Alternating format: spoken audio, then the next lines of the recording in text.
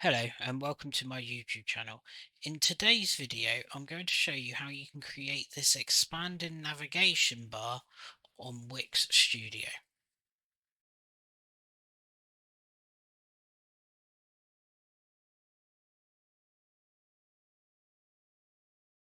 The first thing I'm going to do is I'm going to add an image to our section here, and I'm just going to change it to that image, and then I'm also going to add another section so we've got a little bit of room for scrolling. The next thing we're going to do is we're going to click on the layers panel and we're going to unhide the hamburger menu. I'm going to select the hamburger menu, holding shift select the horizontal menu and then the stack. Then we're going to right click and place in container. Then we can go back, select our hamburger menu and we can hide that. Next thing I'm going to do is I am going to select the header and I'm going to turn on advanced sizing, and I'm going to give that a maximum height of 90 pixels as well. And we're going to give it a position of pinned, and we want the background color to be transparent. Next we're going to select the container and I'm going to give this a background color. I'm also going to give it some padding. I'm going to go with, let's try 16 pixels. I can't remember what I used on the example. I think 16 pixels is okay. I'm also going to turn on the advanced sizing. I'm going to give it a width of 80% and I'm going to give it a height of 70%. I'm going to select the navigation bar and make sure that's docked to the center and to the right, and I'm also going to do the same with our logo here. Next, with this selected, I'm going to go to the corners and I'm going to give this a border radius, let's see, what, 8. Let's go a little bit more than 8. Let's do 20 so it's a bit more rounded. You can set this to any border radius that you like. Let's go fully rounded. There we go. The next thing what we need to do now that we've styled our navigation bar is we need to turn on coding. To do that, we click on these curly braces and click start coding. Right, with our container selected, I'm going to change the ID to this to navbar, and I'm also going to add a CSS global file. With our container selected, I'm going to give this a custom class of navbar. I'm going to target that navbar with .navbar, and I'm going to give this a transition. We're going to transition all 0.6 seconds.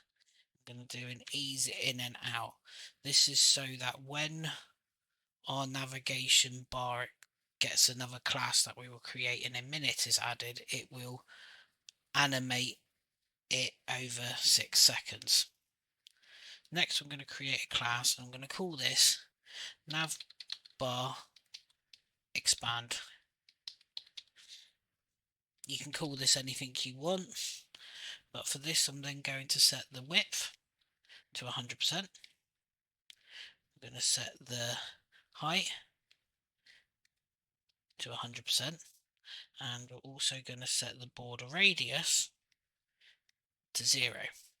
Now if we were to give this a navbar expanded class, now if we click preview, we will see it fills the whole screen, and we go back to edit.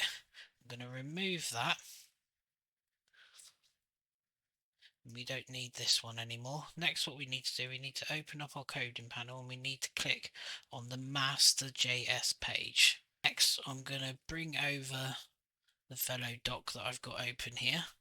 I will leave a link to this down below. We want to use this to track where we are scroll wise on the page. First thing we're going to do is we're going to grab this first line of code here, and we're going to paste that at the top of our page outside of our onReady function. Then in this onReady function, I'm going to create a set interval, and I'm going to have this interval run every 1000 milliseconds. And then what we're going to do, we're going to come back over to here, and we're going to grab this function here, and we're going to paste that inside our set interval. We don't need any of this code here because the only thing we want to track is the Y position. And let's format that. Next, if we go down, we write a console.log, and I'm just going to log scroll Y so you can see what's happening as we're scrolling. So you can see at the minute we're at 0. If I scroll a little bit, that number updates.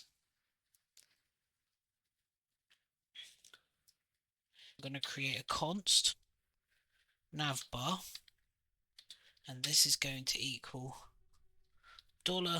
And if we press N, we can see it auto-fills for our navbar there.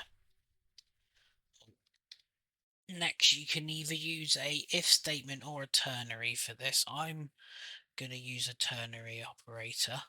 So what we're going to write is we're going to write scroll Y greater than 100, and then we want a question mark, and when scroll Y is greater than 100, we want to apply this navbar expanded class. So I'm just going to copy that. So here we want to target our navbar. We want to do dot custom class list dot add brackets quotation, and then the class we want to add.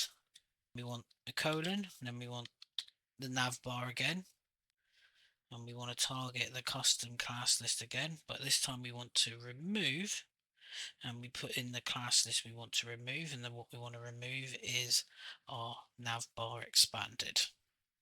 What this line of code here is doing is saying if scroll Y is greater than 100, then I want you to run this line of code, and if it's not, and else, I want you to do this.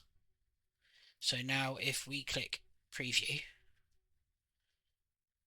and we start scrolling, we can see after we scroll down a little bit it expands, and if we scroll back up, and as we get back up it goes back down. And that's how you can create this expanded navigation effect on Wix Studio. The code for this video will be on my website. I hope you have found this video useful. Thank you for watching.